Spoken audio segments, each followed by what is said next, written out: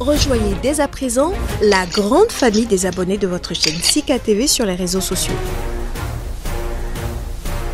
Sika TV, le vrai visage de l'actualité en Afrique, est en direct et en replay sur YouTube.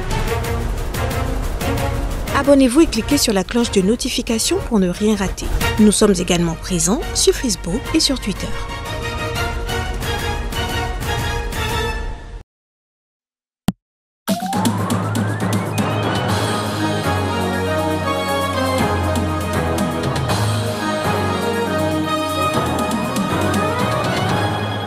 Le Mali doit élargir les possibilités de coopération pour maîtriser sa défense nationale. Ces mots sont du Premier ministre de transition Choguel Maïga qui a évoqué pour la première fois sans le nommer un éventuel partenariat entre son pays et la société russe Wagner.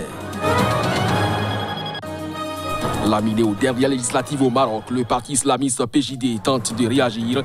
Il a dénoncé les violations et irrégularités qui ont émaillé les élections générales, au cours desquelles il a essuyé une déroute historique. En Tunisie, des centaines de personnes se sont réunies ce week-end à Tunis pour réclamer un retour à la légitimité du pouvoir. La mobilisation vise à protester contre l'état d'exception proclamé par le président Kais Saied. Reportage à suivre. C'est là le sommaire de cette édition. Bonjour à chacun, bonjour à tous et bienvenue au Mali. Le Premier ministre de transition Choguel Maïga a évoqué pour la première fois, sans le nommer, un éventuel partenariat entre son pays et la société russe Wagner qui inquiète la France. Il estime que le Mali doit élargir les possibilités de coopération pour maîtriser sa défense nationale. La substance de son intervention à travers cet élément. On ne peut pas nous interdire d'acheter du matériel avec un pays si on a un accord, parce qu'un autre ne veut pas. On ne peut pas le faire. On ne peut pas nous empêcher d'envoyer des gens être formés dans un pays donné parce qu'un pays ne veut pas. Et c'est d'autant plus qu'au départ, l'intervention des forces internationales était justifiée par trois raisons. Premièrement, détruire le terrorisme. Deuxièmement, aider l'État malien à étendre son autorité et sa souveraineté sur tous les territoires. Troisièmement, appliquer les résolutions des Nations Unies. Le terrorisme s'est étendu. L'autorité et la souveraineté de l'État n'est pas restaurée partout. Les résolutions des Nations Unies changent chaque année. La dernière, c'est celle qui devait passer il y a 2 semaines. Le Mali a refusé l'augmentation du contingent de l'aménagement parce que ça a été fait sans nous. D'habitude, ça se fait sans le Mali. Cette fois-ci, nous avons dit qu'on n'est pas d'accord. Donc, on a dit à notre ambassadeur de s'opposer. On ne peut pas augmenter le nombre d'éléments de l'aménagement sans savoir pourquoi, qu'est-ce qu'ils vont faire et qu'on discute. C'est ce qu'on a fait depuis 9 ans. Il faut qu'on ait la possibilité de regarder vers d'autres horizons, qu'on élargisse les possibilités de coopération pour maîtriser notre défense nationale. Laminé aux dernières législatives au Maroc, le parti islamiste PJD tente de réagir. Il a dénoncé les violations et irrégularités qui ont émaillé les élections générales au cours desquelles il a essuyé une déroute historique. Reportage. Le Parti de la justice et du développement dénonce les violations et irrégularités qu'ont connues les élections dans l'usage massif de l'argent, la manipulation des procès-verbaux ou encore les non-rayés des listes électorales ou ceux y figurant doublement. C'est ce que révèle le communiqué incisif clôturant une session extraordinaire du Conseil national du PJD tenue ce samedi à huis clos.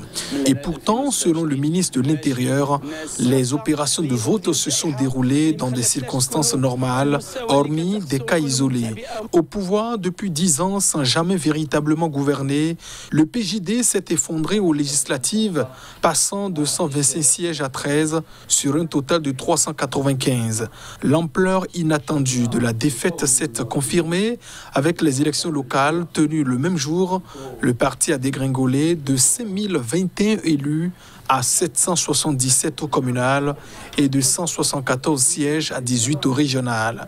C'est le Parti libéral du Rassemblement national des indépendants, considéré comme proche du Palais Royal, qui a triomphé le 8 septembre dernier, raflant 102 sièges de la Chambre des représentants.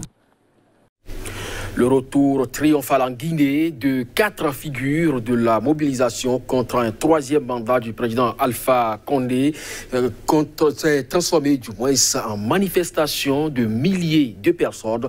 Ceci a provoqué un embouteillage monstre dans la capitale Conakry. Reportage. Leur arrivée à l'aéroport à la mi-journée a été saluée par des cris de liberté et de merci au colonel Doumbouya, en référence au colonel Mamadi Doumbouya, chef du Comité national du rassemblement et du développement, CNRD, qui a pris le pouvoir après avoir renversé Alpha Condé.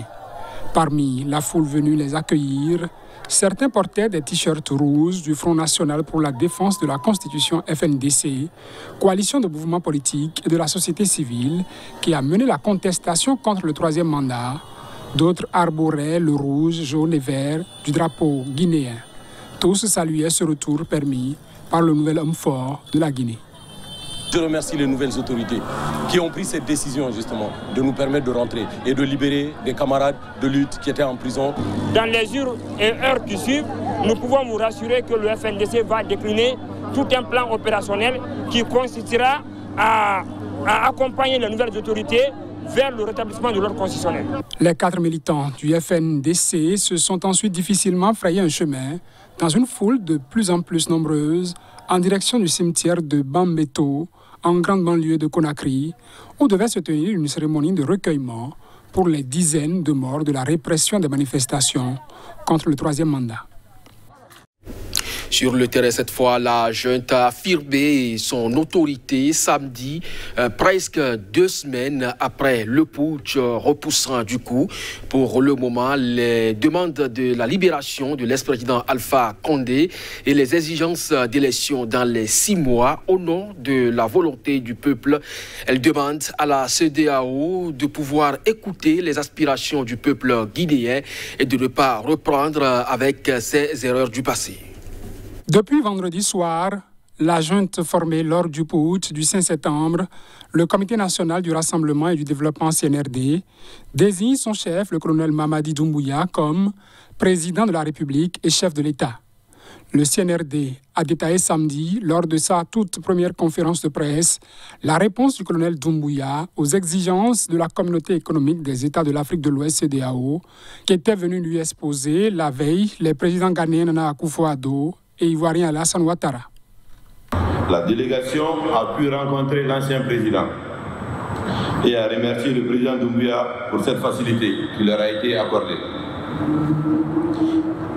Il est aussi clair pour toutes les parties que l'ancien président demeurera en Guinée et au lieu de choix du CNRD. Toutefois, toutes les mesures seront prises pour le respect de son intégrité physique et morale. Pour le 2e point,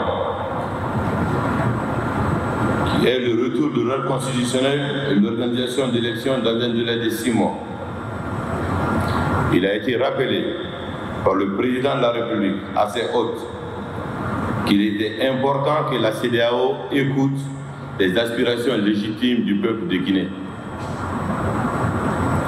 Il a insisté de faire attention à ne pas commettre les mêmes erreurs du passé.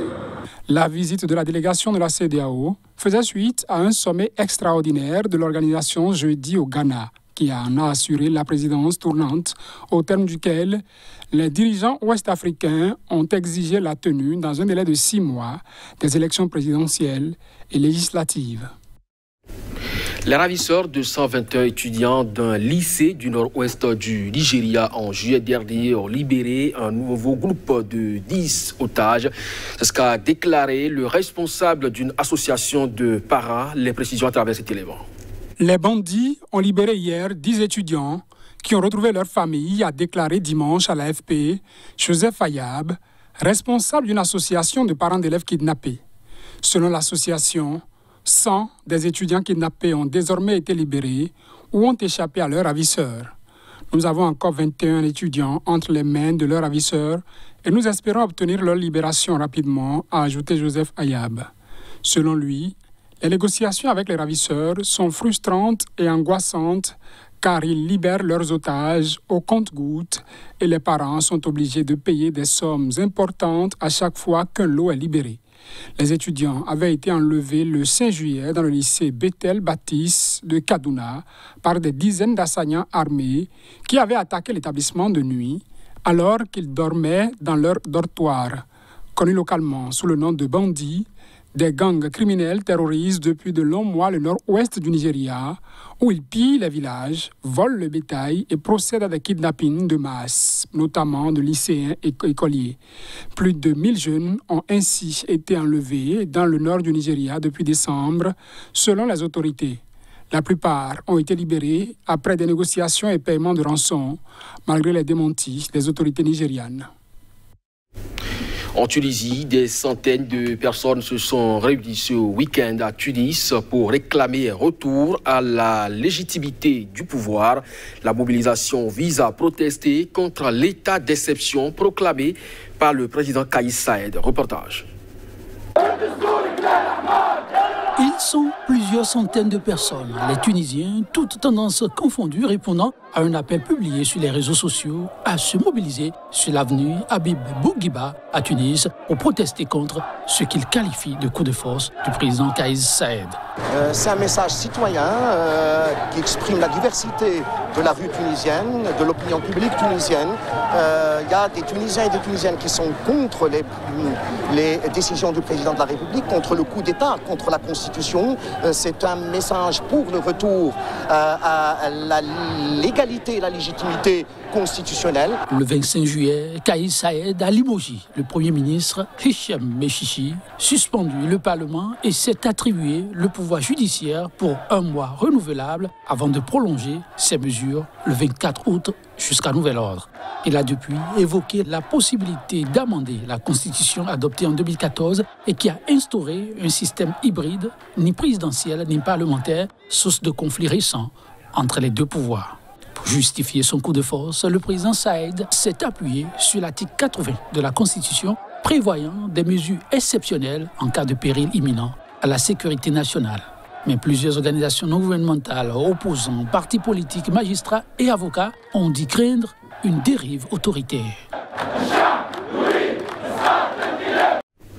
Ce sera tout pour cette édition. Merci à vous de nous avoir suivis. Bonne semaine en compagnie des programmes de SICA. À très bientôt.